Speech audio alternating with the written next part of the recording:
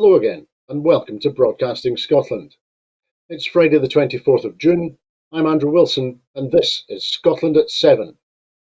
You'll no doubt have noticed that today marks the 708th anniversary of the Battle of Bannockburn, so happy Bannockburn Day.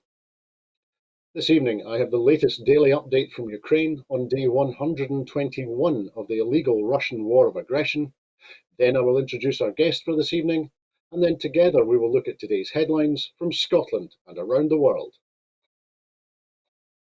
The battle for two key cities in eastern Ukraine is edging towards a fearsome climax, as Russian forces attempt to encircle Ukrainian troops defending Lysychansk, officials have said. Russia's efforts to capture Severodonetsk and Lysychansk, the two remaining cities under Ukrainian control in Luhansk, have turned into a bloody war of attrition, with both sides inflicting heavy casualties. Moscow, over the last 2 weeks, has managed to make steady gains. Ukrainian troops defending Severodonetsk will have to be withdrawn, the regional governor confirmed this morning.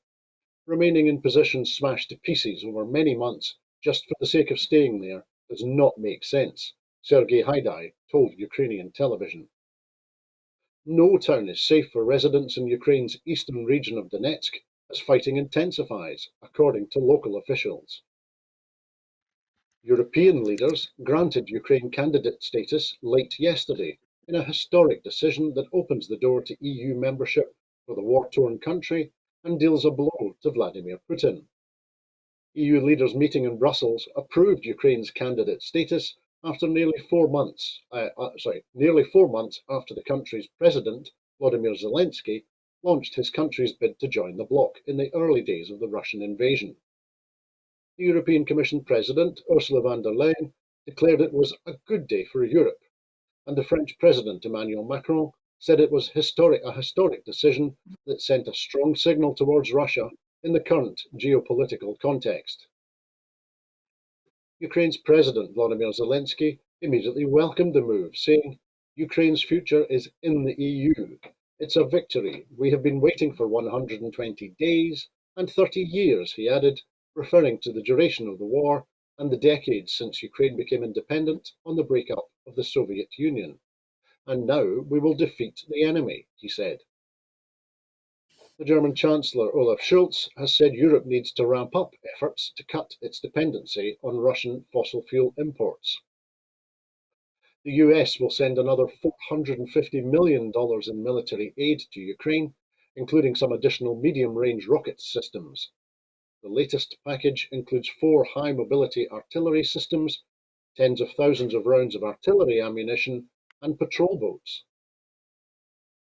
More than 150 cultural sites in Ukraine have been partially or totally destroyed, according to a UNESCO report. The damage includes 70 religious buildings, 30 historical buildings, 18 cultural centres, 15 monuments, 12 museums, and 7 libraries. Ukraine is recording 200 to 300 war crimes committed by Russian forces on its territory every single day, the Ukrainian Prosecutor General has claimed. And the Russian Navy has been given orders to lay mines at the ports of Odessa and Ochakiv, and has already mined the Dnieper River as part of a blockade of Ukrainian grain exports, according to newly declassified US intelligence. Now we're lucky enough to be joined this evening by Councillor Lisa Marie Hughes. Lisa Marie is the SNP councillor for Renfrew North and Braehead, and she serves on the National Executive of Women for Independence. Lisa Marie, good evening. We've made it to Friday once again. How are you? Hi Andrew, we have made it to Friday. I'm glad to be at the end of the week after a busy council week. Given the news we're going to discuss this evening, I have to say I'm pretty devastated.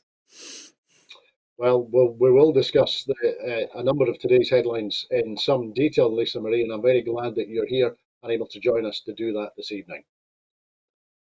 Our first story this evening is that the Supreme Court has ruled that there is no constitutional right to abortion in the United States, upending a precedent set nearly 50 years ago in the landmark Roe against Wade case, a rare reversal of a long-settled law that will fracture the foundations of modern reproductive rights in America.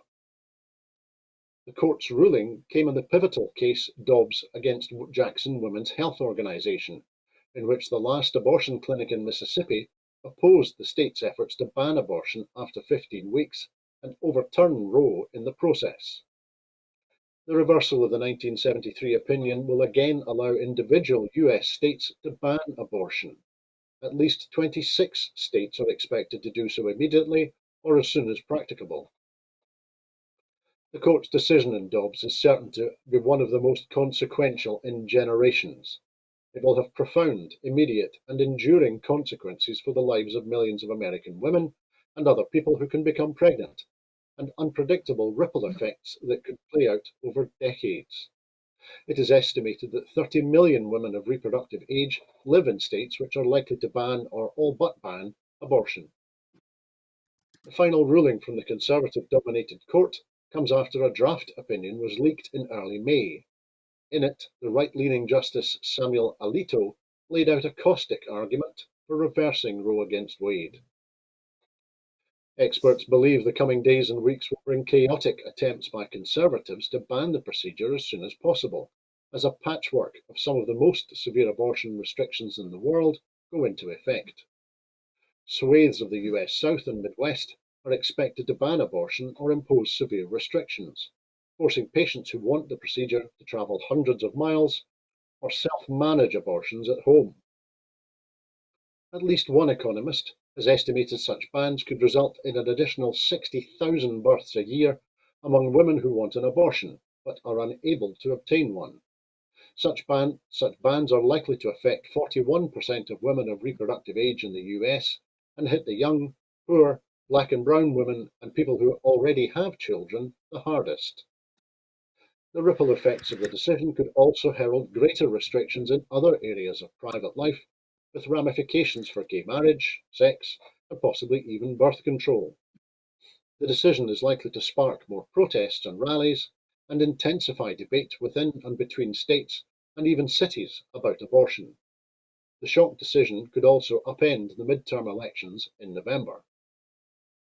In the run-up to the decision, Democratic-led states have enacted laws to aid patients who travel for abortions. Republican-led states have done the opposite. Many have worked to further restrict abortion, and some have already debated prosecuting women who seek abortions under homicide statutes.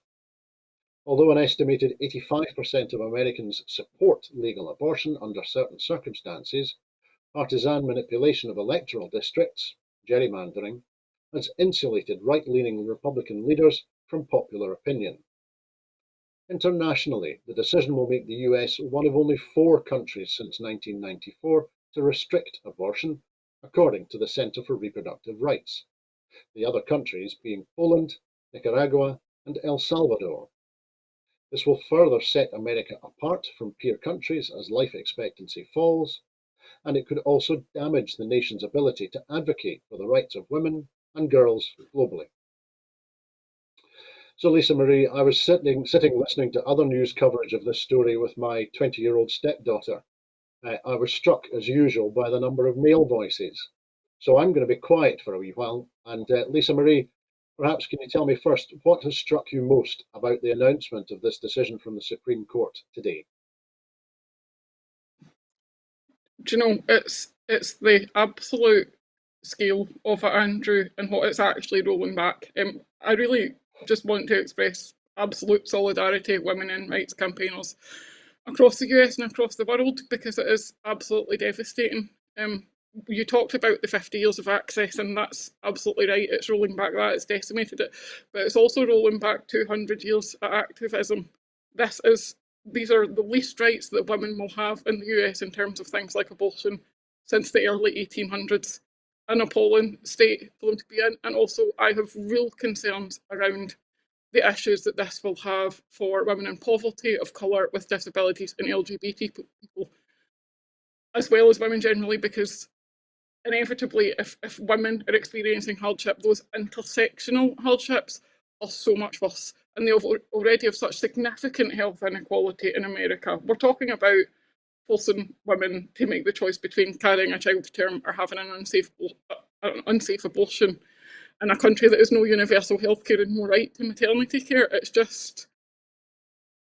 essentially, you're putting a woman in a position where whatever she decides, she has the potential to die. And I just feel that's really a horrific position for any country to be in. Absolutely, absolutely. Thank you, Lisa Marie. You, as it happens, retweeted a statement by the former First Lady Michelle Obama, and it struck me that there are some very powerful women in Democrat politics. The former First Lady, the Vice President Kamala Harris, and the Speaker of the House Nancy Pelosi, to name another two.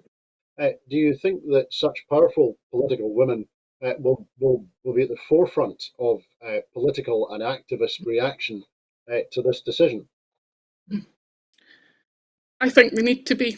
And I think they need to work with grassroots movements and make sure that all of the women who want to be involved in the movement are involved. I think sometimes people feel a bit detached from national politics. I think particularly in a place like the US, where the system is very, you pick one side or the other, and it can feel very high level. I think it's very different in Scotland. Our politicians tend to be people we'll see and that we know. So I think they need to make sure that they're at the forefront pushing it, that they're pushing legislation whenever they possibly can, but also that they're making sure that the voices of women in all communities, and particularly marginalised people, are being heard, because they are the ones who this is going to have the biggest implication for. Yes, of course, Lisa Marie, and actually, it's a good point that you make. It strikes me that so many nations close neighbouring Scotland, and Scotland as well, have political leaders who are women. And of course, the Attorney General from Mississippi, who who pursued this case, is a woman too. She said that, and this is Lynn Fitch I'm talking about. She said, Yeah. "Today marks a new era in American history." Now, she's the first woman to serve as Attorney General in Mississippi, and she's the first Republican Attorney General in Mississippi since 1878, I think. So she's certainly made a name for herself. But when she said today marks a new era in American history, and I think you've maybe alluded to this already, which era of American history is she referring to? Because it doesn't sound much like the 21st century to me. No, no, it doesn't. And I think people often quote the wonderful Margaret Atwood's Gilead when we are talking about these debates. And, I really feel like the quote, "This is not a map," is supposed to be a cautionary tale, is the case. You're looking at women's rights being rolled back to the point where we are no longer considered to be people. If you are deciding that, a woman's body is there to host something that you consider to be a person, a soul, if you're looking at that from the perspective, from the point of birth, what you're actually saying is that our bodies are just there to be used. I think that as a statement is incredibly troubling, scary, devastating. And I have to say, I think it's been a concerted effort by the right in America over the past 30 years, and we see it in the UK and we see it in other countries too, to push women to the forefront who'll push these messages. So they've dripped it. And they make sure they've got women in place who'll push it because they feel it legitimises it. But you gave a percentage earlier on. You said that 85% of people in America believe that there should be abortion, at least in some cases. And I think the percentage is about 60 or above who believe it should be just a choice. And over half of those people are women. So to suggest that one woman standing at the front saying that this is a lovely thing legitimises it is not the case, but it is what they will continue to do, and we have to fight with everything we can against it. Completely, Lisa Marie.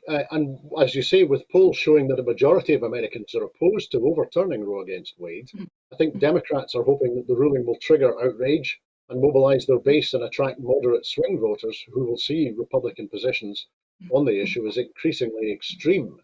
Nancy Pelosi said that today the Republican controlled Supreme Court has achieved the Republican Party's dark and extreme goal of ripping away women's rights to make their own reproductive health decisions. Now, in terms of the politics, then, do you think that, and it struck me that this is almost similar to what's happening as a result of Vladimir Putin's decisions. He wanted to keep Ukraine away from NATO and away from the EU, and as we've heard, the EU's confirmed candidate status for Ukraine today. Similarly, do you think that this decision by the Supreme Court might actually mobilise democratic voters and mobilise people, perhaps both in terms of the midterms and perhaps even to go to the extent of properly legislating for women's rights at long last in the United States? I think it will. I think it has to, particularly in a system in America where it's essentially polarized. You have to pick one party or the other, or your vote. I think people feel your vote doesn't count if you don't pick Liberal, if you don't pick Democrat or Republican, and they're so polar in their beliefs. I think what you will find is that I suppose the questioning middle will swing towards Democrats pretty significantly, because I think most people will see this as being a horrific step backwards. But I also think it will then be incumbent on the Democrats to legislate for women's rights, because I have to say there are lots of people standing up whose statements are welcome, who could perhaps have done a bit of the work while they were in power. And they have been in power for a short period of time in America comparatively, but there is work that could have been done in that time with their majority, and I think it's incumbent on them to do that as well. Absolutely, Lisa Marie. So I'm sure we'll return to this story as the response to the decision of the Supreme Court becomes apparent, and that activists and supporters of women's rights in the US and around the world begin to mobilise, just as you say. But thank you for your thoughts on that story. I'm sure we will return to it. But we'll move to our second story this evening, because Boris Johnson has faced a double hammer blow to his authority after the Conservatives lost the Wakefield and Tiverton and Honiton by-elections on the same night, prompting the party co-chair Oliver Dowden to resign. Labour took Wakefield, while the Liberal Democrats overturned a 24,000-plus majority to take Tiverton and Honiton. The Tiverton and Honiton result, where the Lib Dem candidate Richard Ford defeated the Tories' Helen Herford by 6,144 votes to take a constituency that has been Conservative in its various forms for over a century, is believed to be the biggest numerical majority ever overturned in a UK by-election. A Labour win in Wakefield was more expected, given Labour had consistently held the seat before the 2019 general election, but the 4,925 majority for Simon Lightwood against the Conservatives' Nadeem Ahmed is a major boost for Keir Starmer in the battle to regain red wall seats. Liberal Democrat leader Ed Davey said that Tiverton and Honiton result meant it was a time for Tory MPs to finally do the right thing and oust the Prime Minister. This should be a wake-up call for all those Conservative MPs propping up Boris Johnson. They cannot afford to ignore this result, he said. Keir Starmer said the Wakefield win showed the country has lost confidence in the Tories. This is a clear judgment on a Conservative Party that has run out of energy and ideas, he said. The results arrived within less than 10 minutes of each other at either side of 4 a.m. this morning. First came Wakefield, where Lightwood won easily, securing 13,166 votes against 8,241 for Ahmed, a swing to Labour of 12%. In Tiverton and Honiton, Ford oversaw a 30% swing to the Lib Dems, taking 22,537 votes against 16,393 for Herford. The Tory candidate, who had endured a sometimes tricky campaign, locked herself in a room set aside for media interviews at the count and reportedly refused to speak to the press. The by-elections were called after the respective MPs resigned in disgrace. Imran Ahmad Khan stepped down in Wakefield, having been convicted of sexually assaulting a teenage boy, and Neil Parish quit in Tiverton and Honiton after watching pornography in the House of Commons. So, Lisa Marie, firstly, in general terms, what's your takeaway from both these results taken together last night? I think they show the picture across, I guess I would say England, because I think in Scotland we've already shown that we're quite quite divergent from what's happening in England politically. But I think it's showing the beginning of what I suspect will be a sea change, and hopefully the end of Boris Johnson and the Tories being in power in Westminster. I think it is showing that people expect their politicians to be honest and trustworthy, whatever colour they are, and that people are clearly outraged by the behaviour of Boris Johnson, from lying to Parliament to Partygate to how he dealt with the pandemic. I think it's also some of these are in places where people did not want Brexit, and I think that's showing as well. So I think we're very much in the position now where we'll see more and more results like this, and we will end up with a general election, I would expect, fairly soon. And I don't think the Tories will do so well. Well, absolutely. Thank you, Lisa Marie. In his, I'm sorry, and you were saying there that you think and you feel that it's elements of a lack of trust and a lack of honesty, or a lack of trustworthiness and a lack of honesty on the part of the Prime Minister, which has, at least in major part, provoked these significant by-election results. The Prime Minister, talking from Kigali this afternoon, said that it was the cost of living crisis. Uh, so, do you think is the cost of living crisis part of it, as Johnson says, or is this as you're suggesting, this is a backlash as a result of Partygate and lying to the House of Commons and a general feeling of dismay in the behaviour and misbehaviour by the Prime Minister? Well, I think it's both, but I think it's a cost of living crisis. I think they're voting that way because of the cost of living crisis, because of the complete lack of inaction from the UK government. I think if you look at things like rising fuel prices, which they could cap but they haven't, that is why people are voting against them and choosing to vote for someone else. I also think it is because of the deep distrust. I speak to colleagues and to people all across the UK who are absolutely horrified, and it also, I think if you're in political circles, you speak to people of all political colours. So I also speak to Conservatives who are appalled at what their government are doing and at the behaviour of Boris Johnson, because while they may not believe what I believe in terms of how we should run a country, they do believe in proper democracy and honesty. So I think what you will find is what the more decent among the Conservative voters are voting with their feet just now.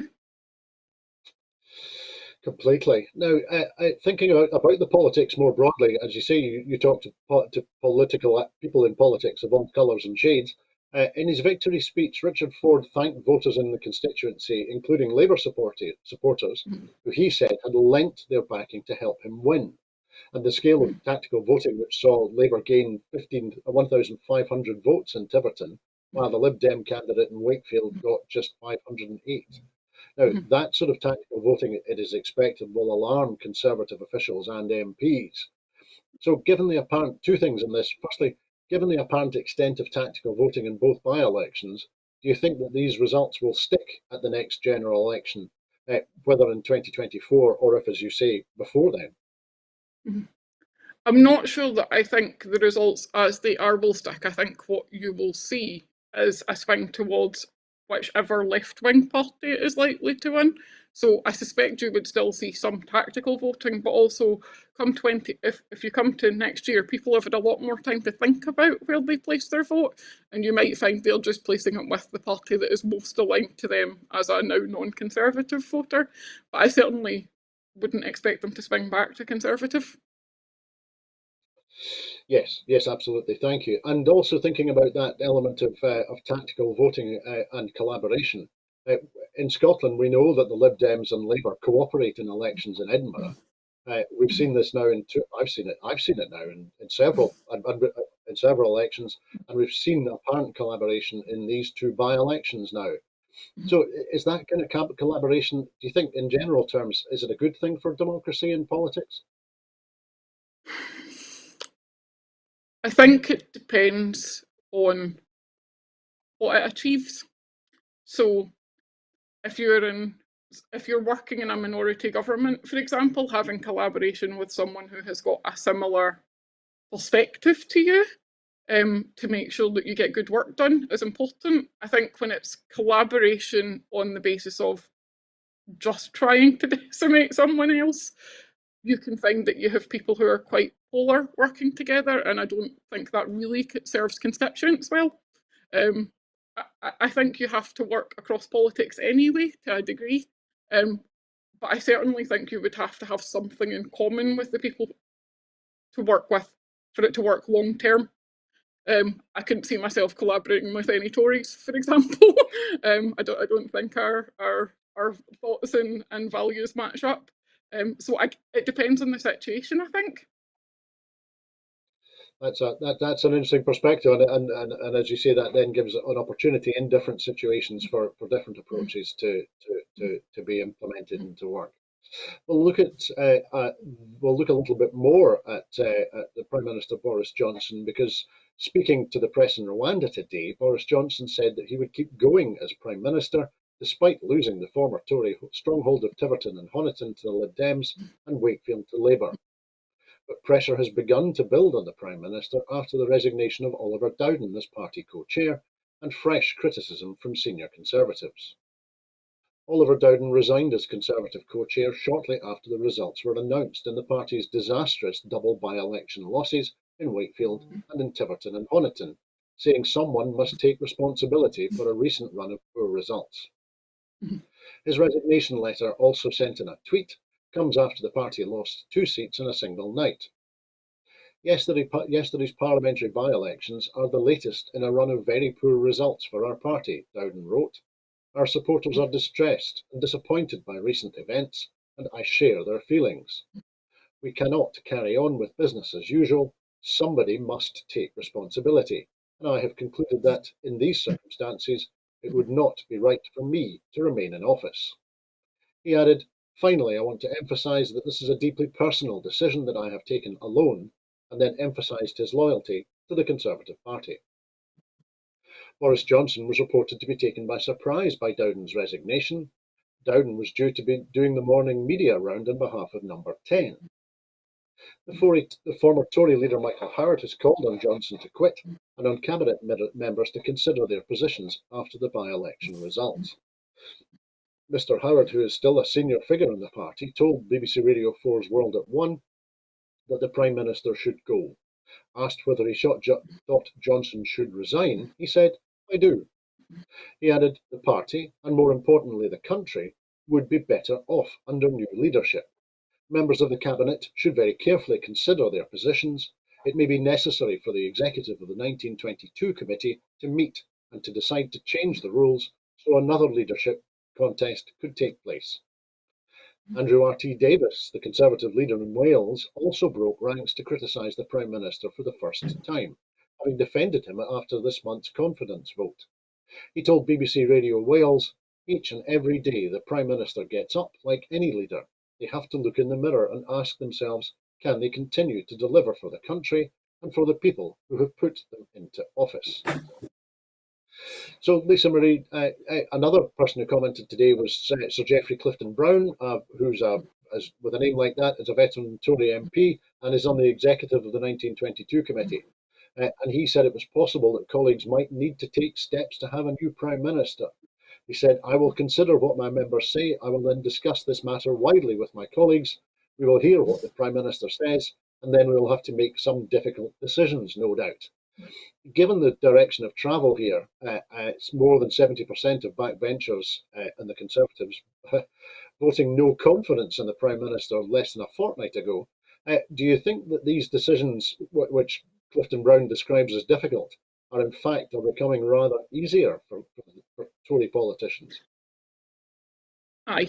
I think they are now in the position where they essentially have just over a majority just willing to vote to push Boris Johnson forward and support him in breaking every political convention I can think of in terms of both how Westminster operates and how every other sphere of government operates. In any other situation, Boris Johnson would have been gone months ago, if not a year ago. And I think that the Conservatives are perhaps realising now that the damage that he is doing to their party is not worth it. I think part of the reason they keep him is that he is someone who is willing to do the bad stuff. That they understand that the public think is awful, but that they also, many of them secretly want pushed through. But I think the benefits of Boris are very, very quickly now disappearing, and I think that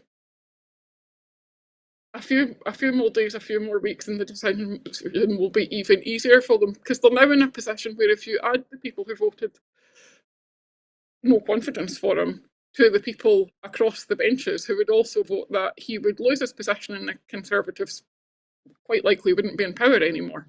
And they do not want to lose power. Yeah, absolutely. Power at all costs.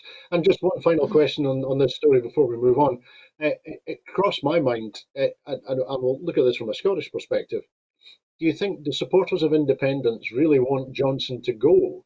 Isn't he at the moment one of the most fantastic assets for the indie movement?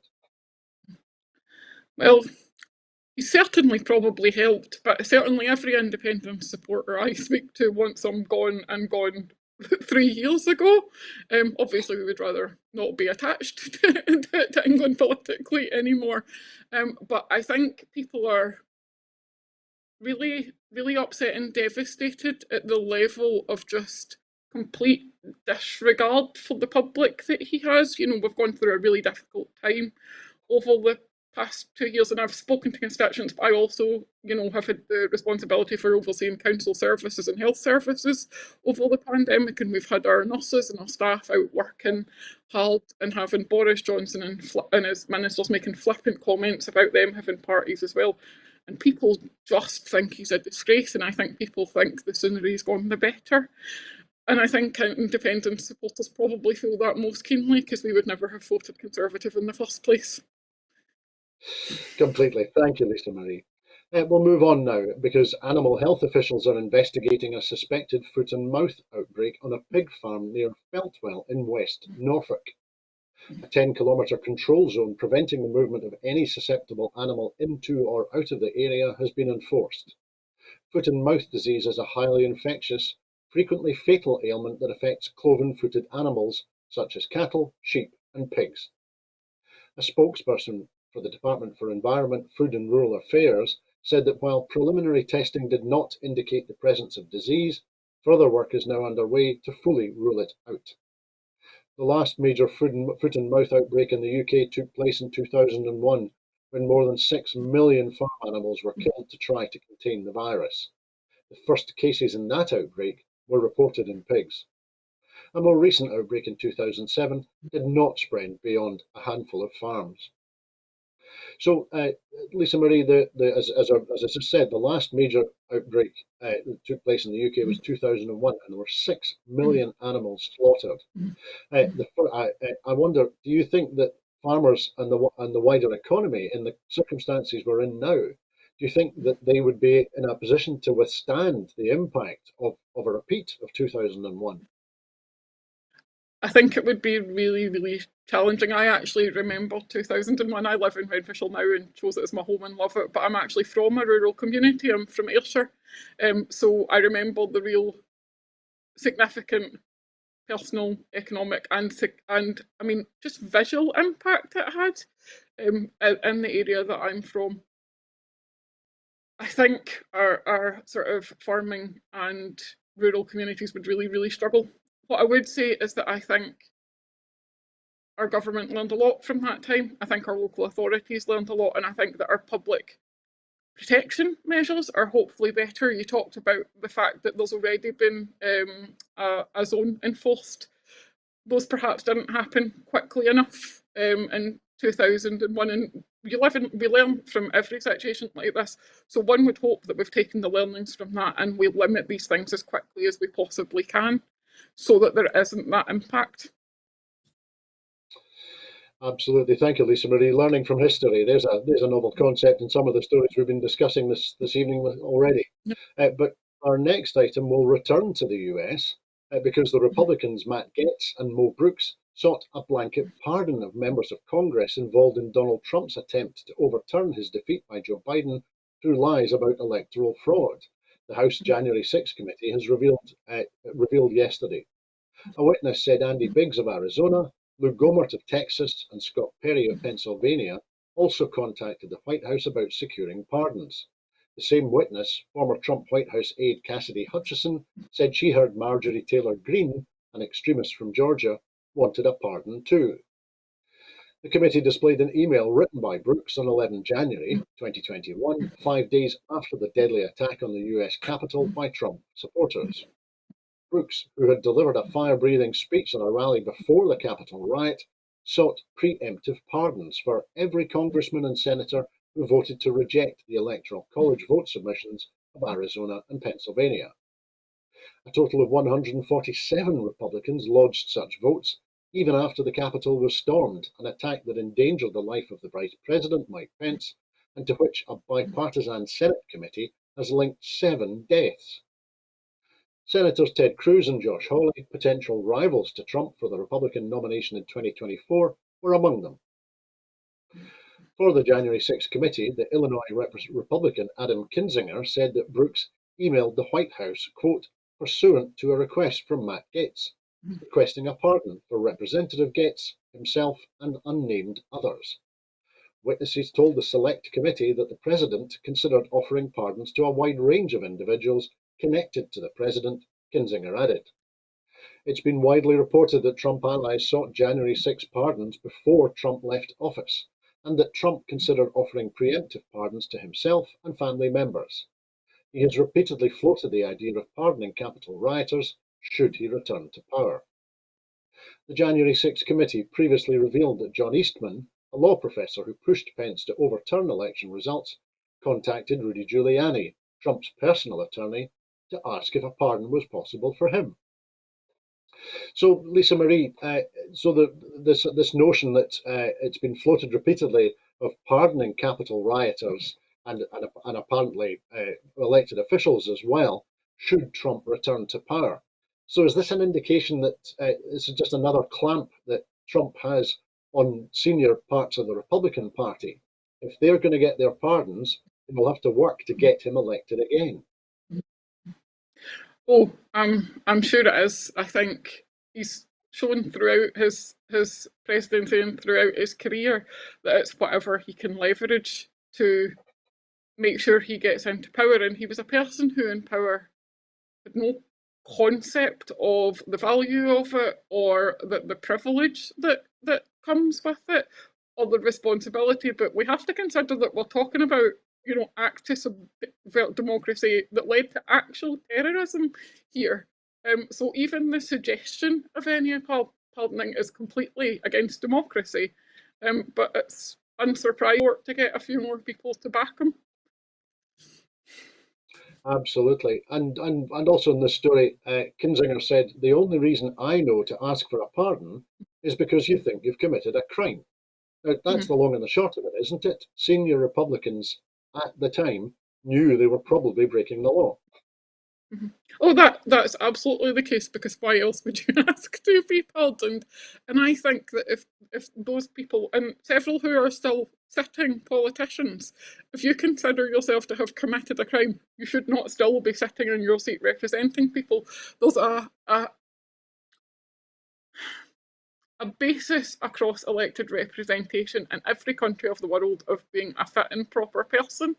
If you have committed a crime, particularly one that is subverting democracy, you should not be sitting in your seat. You should be gone because you're not a fit and proper person. But we have seen the behaviour of the right wing, both in America and here, and they don't seem overly concerned with being fit and proper people. They seem concerned with the power they can get and how they can use it to support their largely white male friends. That's a very good point, Lisa Marie. Thank you. We'll move on to our next story now, though, because information reviewed by the UN Human Rights Office suggests that Israeli security forces fired the shots that killed the Palestinian-American reporter Shireen Abu Akleh in May, not indiscriminate firing from Palestinians, a spokesperson said today. It is deeply disturbing that Israeli authorities have not conducted a criminal investigation, Ravina Shamdasani told the briefing in Geneva.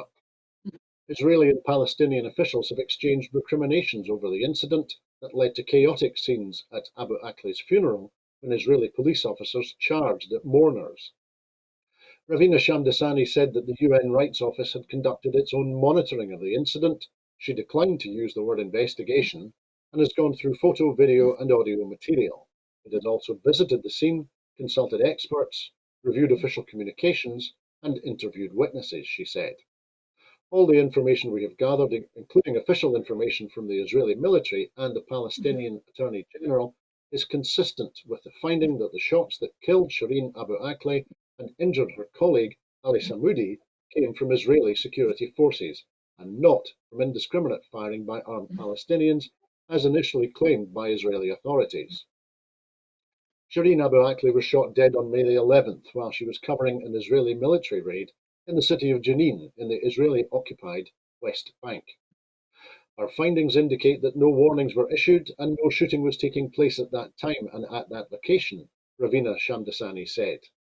At around 6:30 a.m., as four of the journalists turned into the street leading to the camp, wearing bulletproof helmets and flak jackets with press markings, several single, seemingly well-aimed bullets were fired towards them from the direction of the Israeli security forces.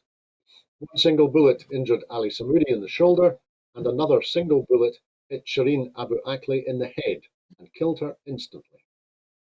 The Palestinian Authority has said its investigation showed that Abu Akleh was shot by an Israeli soldier in a deliberate murder. Its findings lend support to several witnesses, including Palestinian journalists, who said she was killed by Israeli fire. Israel denied the accusation.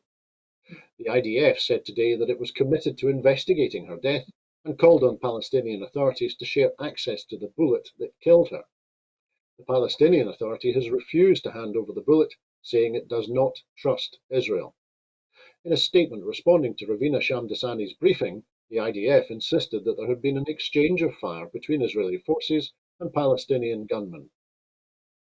So Lisa Marie, the spokesperson for the UN, said it is deeply disturbing that Israeli authorities have not conducted a criminal investigation. Now, it is disturbing, but equally completely predictable in the circumstances. It is entirely predictable in the circumstances, given the track record of the Israeli government. I think, their actions over the complete subjugation of the Palestinian people have continued for years, with indiscriminate shooting, murder, electricity being cut off, bombs being dropped, essentially penning people in to a camp. So it is not at all surprising, but I think all governments and anyone from a government would have to say that when a government is not willing to investigate itself, that outright shows that they're in the wrong, and it shows, I guess, the potential criminality of the situation, because any government worth its salt is willing to be independently investigated to make sure that they're doing things properly. That is sadly not their MO, though. Completely. And the Al Jazeera media network, who Abu Akleh was working for, announced in May that it had assigned a legal team to refer the killing to the International Criminal Court in The Hague. Now, we know that the chief prosecutor of the ICC, Edinburgh-born Karim Khan QC, is already a busy man. We saw him on the front line in Ukraine just a week or two ago.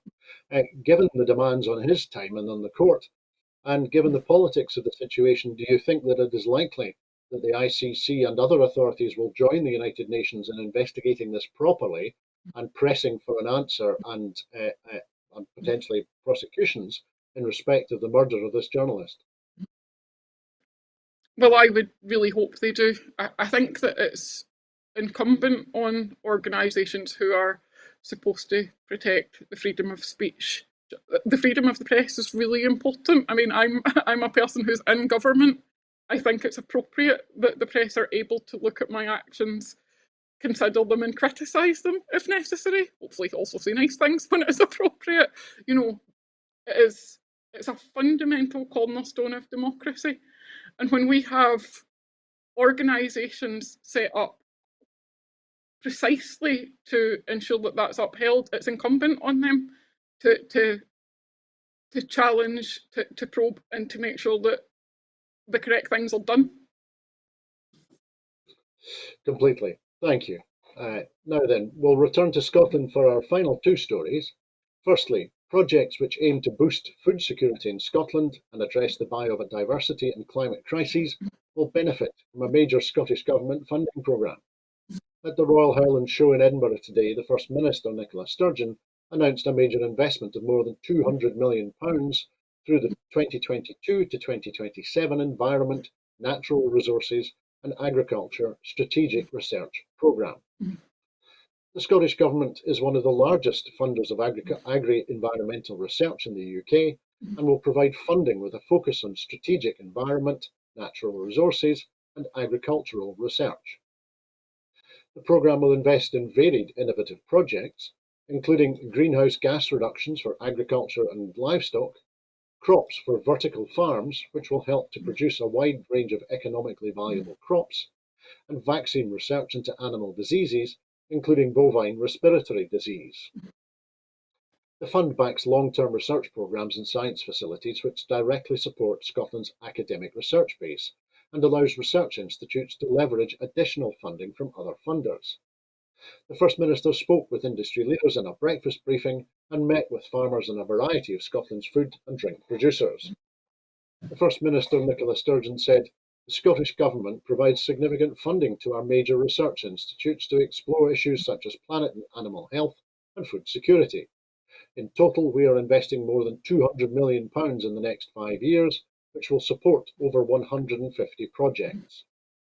They cover issues which are of central concern to the agriculture sector, such as the resilience of livestock to climate change, how to reduce climate change emissions from farming and livestock, and the way in which the antimicrobial resistance and pathogens spread into the food chain and then into humans. The support confirms our determination in a tough financial climate to ensure that Scotland continues to make an important contribution to research on agriculture and the environment, contributing to the success and sustainability of our farming and food sectors. The Royal Highland Show celebrates the best in farming, food and the rural industry across Scotland, and I'm very pleased to visit this year to celebrate the show's 200th anniversary. So, Lisa Marie, firstly, as you say, you're Ayrshire born and raised in a rural setting. So, thinking of your experience of agriculture in Ayrshire and elsewhere in Scotland, whilst £200 million over 5 years is very welcome, do you think is it enough? I think it's enough to begin with. I think it will need sustained support. I think what money to that scale does is allows you to start to really create an ecology and an infrastructure. And creating the initial infrastructure and the initial research allows you to develop things that are sustainable that don't require ongoing funding. I think one of the biggest things is that it's a 3-year piece of funding rather than 1 year. Often industries get 1 year of funding, a bit here and a bit there, and every industry you talk to, whether it's agriculture or culture or leisure or, you know, when you're talking about the food industry, if they've got sustainable funding, it means that they can target that funding into systems that mean that their work can be ongoing and that they can continue in the long term. So I think it's important from that basis. I think we all have to accept that it's something that's going to need additional funding ongoing so that we can adapt to any changes.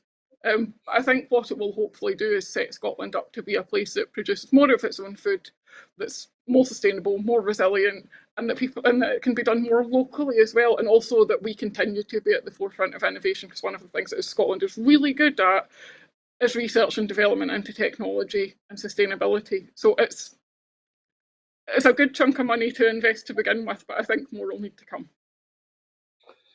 Thanks, Lisa Marie, and that's a very good point you make. It certainly struck me that the read across, the funding is a number, 150 projects across a range of topics, but it struck me that it was reading across from the agricultural sector to the edge to universities and the education sector as well. So working together and bringing those groups together might maximise the benefit of investment from the Scottish Government like this. But I was also going to move to look at another agricultural story. You can tell that the Highland Show is here again, thankfully, in its 200th year. because initiatives to deliver greater equality for women in agriculture and to help young farmers become the boardroom leaders of the future will benefit from additional funding.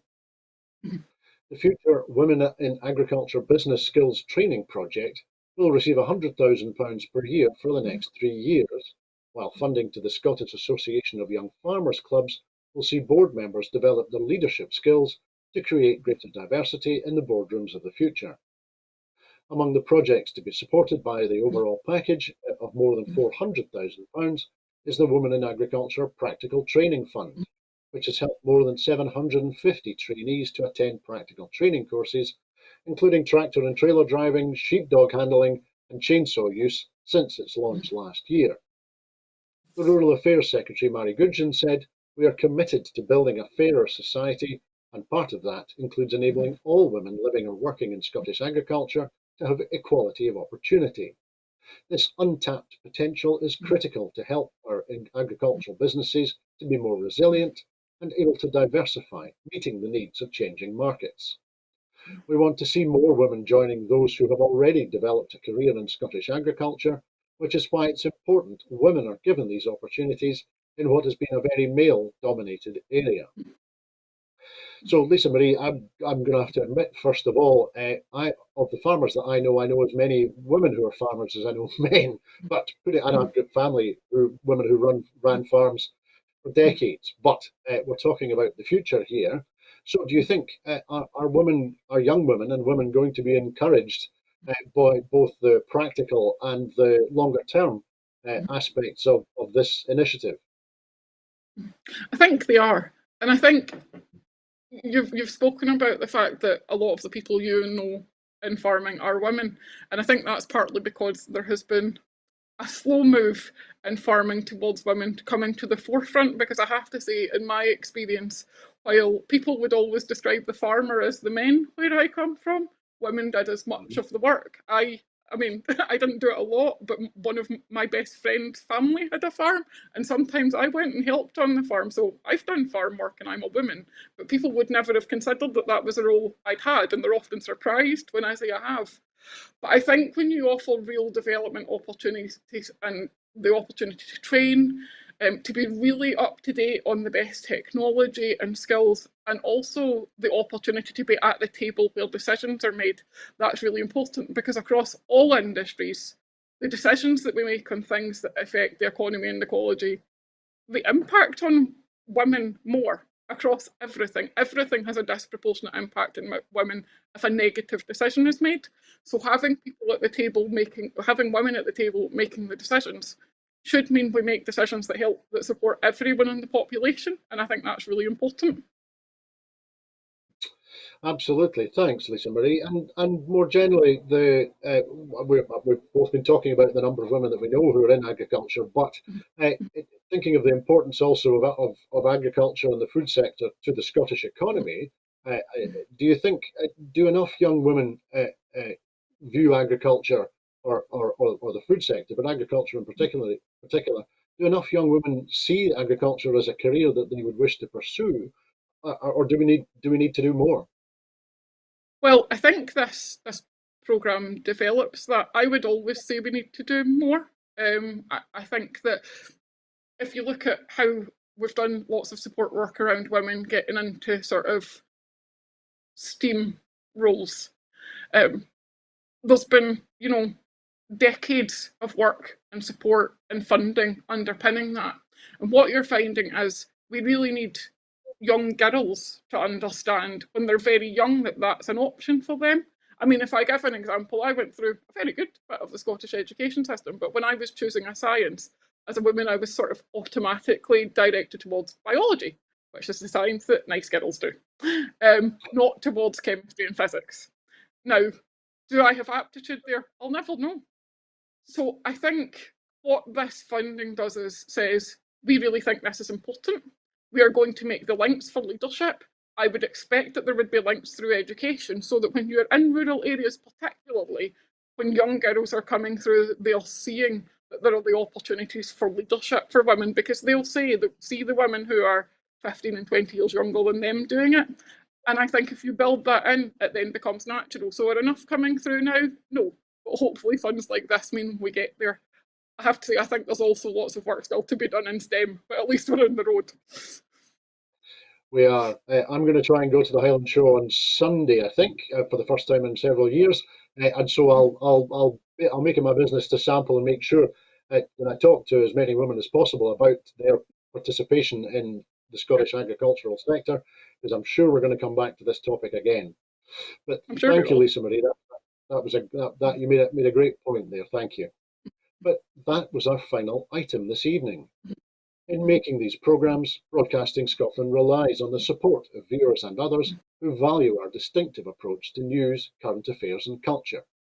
Please help us to continue to make these programmes, to continue to develop the station and to make new programmes for you. If you would like to support us, then please subscribe or donate to Broadcasting Scotland. You will find the link to do that on the screen now. You will have seen our appeals for financial assistance on Facebook and Twitter because the urgent need for support has not gone away. There are other ways in which you can contribute to our work. If you would like to volunteer to work with Broadcasting Scotland in any way that helps our work and promotes the station, then please visit our website at www.broadcastingscotland.scot and send us a message there. You can find us on Twitter at BroadcastScot. Please like and retweet us. And you can also find us on Facebook by searching for Broadcasting Scotland. When you're watching us on YouTube, it would be great if you would like and subscribe to Broadcasting Scotland on that platform. Meantime, we will be here again at 12 noon on Sunday with the next edition of the Full Scottish, so please tune in and join us again then. And that's the way it is at very nearly Scotland at 8. Thank you to everyone who's been watching this evening, and a very special thanks to our very special guest, Lisa Marie Hughes. Thanks, Lisa Marie. Thanks, Andrew. One last plug. Can I just say that Women for Independence have our National Council on the 9th of July, and the subject is abortion rights, so I would really welcome your viewers joining in. You can get all of the details on our social media. The plug is very welcome, Lisa Marie. You're absolutely right to make that point. And have a look for WFI, Women for Independence, on social media, and you'll find details of that national conference. Thanks so much. So thank you, Lisa Marie. I'm away to see who I can send homewards to think again. I hope that you can join us again here on Broadcasting Scotland very soon. Bye-bye.